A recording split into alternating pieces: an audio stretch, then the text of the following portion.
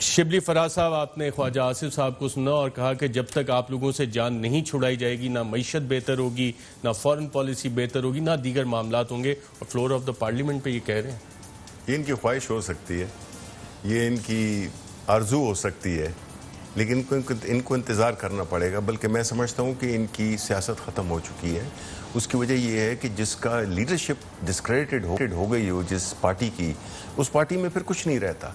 अब ख्वाजा आसिफ साहब ये बातें कर रहे हैं, ऐसी बातें कर रहे हैं कि बीइंग एन एक्स बैंकर जो कि ये थे, मुझे समझ नहीं आती है कि एक ऐसे हालात में जिसमें कि सारी दुनिया की इकोनॉमीज़, आप अमेरिका को देख लें, आप यूरोप को देख लें, आप मिडल ईस्ट को देख लें, सबकी इकोनॉमीज़ हुई हैं और ये कहते थे कि लॉकडाउन करें, फुल लॉकडाउन करें। This is what they wanted कि ये पूरी मुल्क की मईशत बैठ जाए। खुदा ना खास्ता चूंकि हमने गरीबों का सोचा, हमने मुल्क की इकोनॉमी को सोचा, हमने लोगों की जानों का सोचा, तो हमने एक ऐसी हिकमत अमली दी जिससे कि ये सारी चीज़ें हो जाएं। वरना आप देखें कि जितनी भी मुल्कों की जो वो हैं जीडीपी ग्रोथ्स हैं, कोई -6 है, कोई -10 है, कोई -4 है। चाइना जैसी इकोनॉमी वो भी बुरी तरह से मुतासर हुई है। वेरएज ये जो कल इसकी वो हुई है, IMF ने की है कि पाकिस्तान की इकोनॉमी वो होगी सिर्फ -4, -0.4 या मैक्सिमम -1 होगी। यानी कि ग्लोबली, खुर्रम दस्तगीर साहब, आपने मिनिस्टर साहब को सुना, वजीर आज़म बता रहे हैं कि ग्लोबल रिसेशन है, पूरी दुनिया की मईशत तबाह हो रही है और हमने तो जो इकदाम लिए उससे मईशत को कम नुकसान पहुंचा है। जी, पहली बात यह है कि जो हुकूमतें जिन्हें ये बुरा कहते हैं, जिस दिन मुस्लिम लीग नून की हुकूमत खत्म हुई 31 मई 2018 को, पाकिस्तान में फूड इन्फ्लेशन, अरशद साहब चैलेंज कर रहा हूं मैं, 1% थी। इस हुकूमत के दौर में 24% तक गई है फूड इन्फ्लेशन। अभी भी फूड इन्फ्लेशन जो है वो 13% के ऊपर खड़ी हुई है। तो पाकिस्तानी अवाम को तो भूखा कर दिया। और मैं चूंकि मुंतखब नुमाइंदा हूं, मैं आपको बता सकता हूं कि जो आटे का थैला पिछले मई में 830 रुपए का था, आज वो 1040 रुपए का। तो पाकिस्तान के अवाम तो भूखे हो गए ना। उनकी दालें महंगी है, उनका घी महंगा है, उनका आटा महंगा है, उनकी चीनी महंगी है, अब बिजली महंगी है, गैस महंगी है। बड़े दावे किए जी, हमने रिपोर्टें बनवाई, हमने रिपोर्टें पब्लिश की। क्या इन तमाम रिपोर्टों से पाकिस्तान के अवाम को चीनी 1 रुपया भी सस्ती मिली है? इंशाल्लाह नहीं मिली। कोई आटा सस्ता हुआ है? 1 रुपया भी, 50 पैसे भी कम हुआ है? नहीं हुआ। तो ये झूठ बोल कर पाकिस्तान के अवाम को गुमराह करते हैं कि जनाब हमने तो ये कर दिया। अब इशू यही है कि जो हमने जो इन्फ्लेशन, ये पब्लिश नंबर्स हैं, 3.9% पे दी थी। इस वक्त मई के आखिर में वो इन्फ्लेशन थी जनाब 14.8%। अब मामला ये है कि पाकिस्तान में इस कदर महंगाई है और ये जो नंबर्स हैं जो ख्वाजा साहब ने दी, बिल्कुल दुरुस्त दी है कि 50% पाकिस्तान जो है इन अगले 2-3 माह में वो खते गुर्बत से नीचे चला जाएगा। लेकिन इमरान खान साहब बज़िद है कि जनाब अब कि मैंने ठीक कर दिया। अब मैं एग्जैक्ट नंबर्स देने लगा हूं। मुस्लिम लीग नून ने अपने आखिरी साल में 3,842 अरब रुपए इकट्ठे किए टैक्स। इनसे पिछले साल वो ये नहीं हुआ और 3826 अरब रुपए इकट्ठे हुए, यानी हमसे भी कम। और इस साल भी अभी तक ये सिर्फ मार्च तक के आखिर तक 3,009 अरब 3009 बिलियन कट, जो कि अभी भी मुस्लिम लीग नून के करीब नहीं आएंगे। सिर्फ 5 दिन रह गए। कौन सा टैक्स इकट्ठा किया जी उन्होंने? तो भाई लोन्स की बात की। अब इस हुकूमत ने, ये भी मैं चैलेंज कर रहा हूं स्टेट बैंक के नंबर्स की बुनियाद पे, इस हुकूमत ने 22 माह में 12,492 अरब रुपए का कर्जा लिया है। मुस्लिम लीग नून ने अपने 5 साल में सिर्फ 10,600 अरब का कर्जा लिया था। तो ये तो ऑलरेडी पाकिस्तान को तबाह कर चुके हैं। हॉट मनी जैसे शोबते किए, अपने दोस्तों को पैसे दिलवाए डॉलर्स में। अब वो हॉट मनी 3.7 बिलियन आया था, उसमें से 3.62 बिलियन वापस चला गया। तो ये शोबताबाजी पे, झूठ पे और राइट। मैं मिनिस्टर साहब से भी पूछ लूं, लोन्स का भी जिक्र किया, एक डेट कमीशन भी आपने बनाया था, अब तो काफ़ी अरसा हो गया उसको, उसकी रिपोर्ट मंजर आम पे आने की उम्मीद है। और साथ वो फिगर्स बता रहे हैं कि 12,000 बिलियन आपकी हुकूमत उनका दिल नहीं ठंडा हुआ अभी झूठ बोलने से। कि आपकी हुकूमत ने उनसे ज्यादा कर्जा ले लिया है 2 साल में जितना उन्होंने 5 साल में लिया था। देखिए मैं अगर मैं झूठ होगा तो देखिए बात सुने खुर्रम दस्तगीर साहब, 31 मार्च 2020 तक खुर्रम दस्तगीर साहब आप और बाकी बातें भी बताएं ना, सिर्फ आपने मेरे पर झूठ का इल्जाम लगाया। नहीं मैं इसलिए मैं कहता हूं कि आप जो है तो ये भी बताएं कि करंट अकाउंट डेफिसिट आप कितना छोड़ के गए थे, 20 अरब डॉलर। आप अब कितना हम ले आए हैं, 2.75 अरब डॉलर पे आपने, और आपकी हुकूमत में और आपके जो साथी थे, आपके जो फाइनेंस मिनिस्टर थे जो कि इस वक्त मुल्क से रोपोश हैं, आपके प्राइम मिनिस्टर ने उनको भगवाया। आपने उस नंबर तक भी नहीं पहुंचे जिसका आप हमें इल्जाम दे रहे हैं। देखिए पिछले साल भी 7% डाउन थे, इस साल भी डाउन होंगे। तो आप फिर किस चीज का इल्जाम है कि अगर आप उस नंबर तक भी नहीं पहुंचते जो आप कहते थे जी बहुत थोड़ा था, आप छोड़ के गए थे। पिछले साल your exports were down 7% from PMLN, this year they are going to be down 20% from PMLN. तो फिर किस बात का इतना? देखें आप कोरोना की बात ना करें ना, आप जरा जज्बात में ना आए। खुर्रम दस्तगीर साहब रिलैक्स करें। बात यह है कि आप ये भी बता दें कि आपके जमाने में जो करंट अकाउंट डेफिसिट था वो कितना था। आपने डॉलर को मसनूई तौर पे ऊपर रखा हुआ था, जिसकी वजह से आपके मुल्क में डी इंडस्ट्रियलाइजेशन हुई, जिसकी वजह से कोई एक इंडस्ट्री नहीं खोल सके।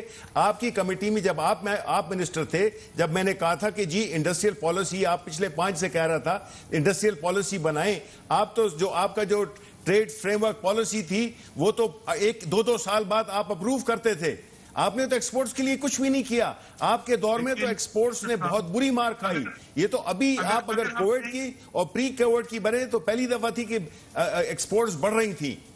अभी आपने तो इस तरह की इकोनॉमी की और आपने बात की हॉट मनी की। आप भूल गए हैं जब आपने जो है तो सुकूक बॉन्ड्स जो है तो किए थे, जबकि मार्केट में 3% के मिल रहे थे और आपके सागदार ने 8.25% पे किए थे। वो भूल गए आप?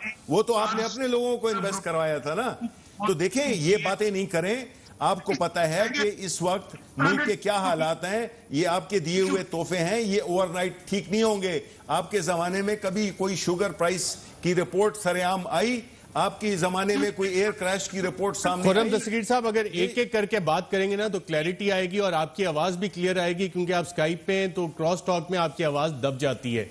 तो अब अच्छा, ये कर्जों की बात को थोड़ा आगे लेके चलते हैं और इसी हवाले से आज फ्लोर ऑफ द हाउस पे भी जो सवाल उठा, मैं सवाल भी जरा सुन लें। एहसन इकबाल साहब ने जो सवाल किया और जो कर्जों की फिगर्स खुर्रम दस्तगीर साहब दे रहे हैं वो एहसन इकबाल साहब ने भी दी, लेकिन सवाल साथ किया क्या, आइए देखते हैं। हमने 5 सालों में 10,000 अरब का कर्जा लिया।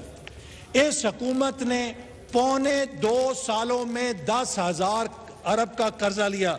जनाब स्पीकर, अगर हमने कर्जा लिया तो हमने साहिवाल पावर प्लांट लगाया, हमने पोर्ट कासिम पावर प्लांट लगाया, हमने कराची के अंदर 2200 मेगावाट का न्यूक्लियर पावर का प्लांट शुरू किया, हमने क्रोट हाइडल प्लांट शुरू किया, हमने दासू हाइडल प्रोजेक्ट शुरू किया, हमने द्यामीर भाषा के लिए जमीन मुकम्मल की, हमने RLNG के 3 प्रोजेक्ट लगाए, हमने ट्रांसमिशन लाइंस बिछाई, हमने लाहौर मुल्तान मोटरवे बनाई, कराची हैदराबाद मोटरवे बनाई, मुल्तान सखर मोटरवे बनाई, वेस्टर्न रूट बनाया, गवादर कोयटा हाईवे बनाई, गवादर खुशदार रतोडेरो हाईवे बनाई, हमने इसी तरह जगलोट स्कर्दू रोड बनाई, हमने और बेशुमार इस तरह के वेस्टर्न रूट और मंसूबे बनाए। हायर एजुकेशन के जरिए चप्पे चप्पर पर यूनिवर्सिटियां बनाई। तो हमने तो 10,000 अरब के अंदर इस मुल्क के चप्पे चप्पे पर डेवलपमेंट के मंसूबों के जाल फैलाए। ये बताएं कि 10,000 अरब कर्जा लेकर 2.25 सालों में आपने कहां पर कोई एक ईंट लगाई है, सवाए ये कि अपने खसारे और अपनी नाकामी की कीमत पाकिस्तान के अवाम के गर्दन के ऊपर मुसल्लत कर दी है। जी मिनिस्टर साहब, पहली बात तो ये कि इन्होंने जितने भी प्रोजेक्ट का जिक्र किया तो ये गलतफहमी मेरा ख्याल है इनको नहीं होनी चाहिए कि ये CPEC के प्रोजेक्ट थे जो कि चाइना गवर्नमेंट ने और पाकिस्तान के इश्तराक से जो बनी। तो इसको CPEC के प्रोजेक्ट को पाकिस्तान मुस्लिम लीग नून का प्रोजेक्ट ना बनाए, ये चाइना पाकिस्तान इकोनॉमिक कॉरिडोर का प्रोजेक्ट्स हैं। दूसरी ये कि इसमें एक चीज़ ये भूल गए, जो ये कह रहे हैं ना कि हमने ये बनाया ये बनाया ये बनाया, उसमें ये बताना भूल गए कि इन्होंने एवन फील्ड बनाई, इन्होंने बाहर जायदादें बनाई, उसका भी जिक्र कर देते ना। क्यों नहीं सवालात का जवाब दे रहे? इनसे तो सवालात, जिस तरह के प्राइम मिनिस्टर ने आज कहा कि जब उन्हें उनकी जो उन पे तो इन्होंने वो किया, मुकदमा किया, तो प्राइम मिनिस्टर ने तो कोई भागे नहीं, उन्होंने तो सवालात के जवाब दिए, मनी ट्रेल दी। उन्होंने तो ये नहीं कहा कि जी ये मेरे साथ सियासी विक्टिमाइजेशन हो रही है। तो ये प्रोजेक्ट्स को शोकेस करके इनको साथ में पूरी इक्वेशन बतानी चाहिए। सिर्फ साहब आपको पूरी इक्वेशन बतानी चाहिए कि ये एक तो सीपेक के प्रोजेक्ट्स हैं और साथ इसी में से मिनिस्टर साहब कह रहे हैं कि आपने एवनफील्ड भी बनाया, वो भी जिक्र कर देते हैं। बिल्कुल जी, वजीर आजम आज तकरीर के बाद एक तकरीब में तशरीफ ले गए कौमी असम्बली से निकलकर, जहां उन्होंने 1142 मेगावाट का सीपेक का प्रोजेक्ट था उसके ऊपर दस्तखत किए। तो शिबली साहब कह दें कि हम उसका पीटीआई उसका क्रेडिट नहीं लेगी इसलिए कि वो सीपेक प्रोजेक्ट है।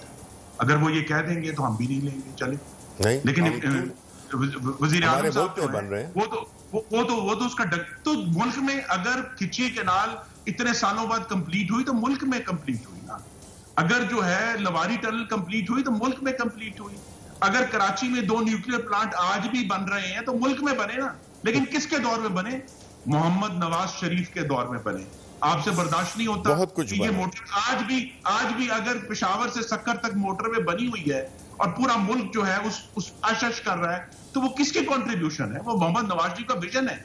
अगर बलोचिस्तान में 1800 किलोमीटर की सड़कें बनी है तो वो किसका विजन है? अगर गवादर में आज इतनी बड़ी डेवलपमेंट हो रही है, उसकी ईस्ट एक्सप्रेसवे, एयरपोर्ट, पूरी पोर्ट डेवलप हो रही है, तो वो किसका विजन है? वो मोहम्मद नवाज शरीफ का विजन है। वो 12,000 मेगावाट खुद ही बन गए पाकिस्तान में, जिनसे जो है वो इस मुल्क की जो लोड शेडिंग दूर हुई है, वो मोहम्मद नवाज शरीफ का विजन है। वो अगर 2000 किलोमीटर की ट्रांसमिशन लाइंस बिछी हैं, हाई टेंशन भी लो टेंशन भी, तो वो किसका विजन है? वो मोहम्मद नवाज शरीफ का विजन है। अब आप ये कहते रहे कि नहीं जी नहीं, कोई बात ये है कि आपके पास भी पिछले 2 साल पीएसडीपी उसी तरह था जिस तरह मुस्लिम लीग नून के पास था, लेकिन आपने तो एक ईंट भी नहीं लगाई। आपकी कोई प्रोजेक्ट नहीं दिखा सकते जो आपने बनाया हो। सिर्फ एक जो है 107 अरब के खड्डे हैं जो पेशावर पे हमें नजर आ रहे हैं, उसके अलावा हमें कोई चीज नजर नहीं आई कि आपने ये 650 बिलियन का जो कहते थे पीएसडीपी है, वो आपने कहां खर्च किया। तो मेरा सवाल रहेगा कि एक नया कमीशन बनना चाहिए जो 12,492 अरब का कर्जा इस हुकूमत ने लिया है, उसकी छानबीन करे कि जनाब ये पैसे किधर गए, ये कौन ले गया। मैं बताता हूं किधर गए। दूसरा इशू ये है, मुझे मुकम्मल करने दें आप चिबली साहब। दूसरा इशू ये है कि आप ये कहते रहे कि जी हमने, और उन्होंने फरमाया भी कि जी 5,000 अरब के हमने जो है वो पिछले कर्जे वापस किए। तो जनाब आली 8,900 अरब के कर्जे तो हमने भी वापस किए थे।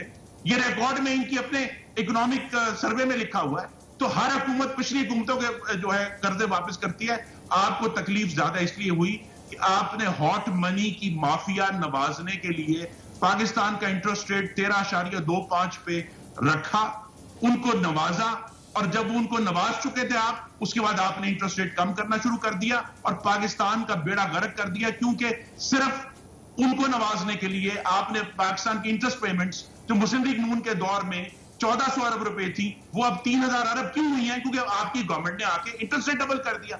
तो अपने फैसलों के जो कॉन्सिक्वेंसेज हैं वो आप पेश करने से घबराते हैं। और फिर अगली बात मैं फिर कहूंगा कि वो तमाम जो करंट अकाउंट डेफिसिट और एक्सपोर्ट्स की कहानी, बात यह है कि मुस्लिम लीग नून के दौर में पाकिस्तान के गरीब को रोटी मिल रही थी। चले शुक्र है हुजूर का नाम आपके मुंह से सुना। आज जो है 830 रुपए से अगर 1,040 का मैं यहाँ पे जरा एक दफा ले लूं, तो ये भी इमरान खान के हाथों पर खून है।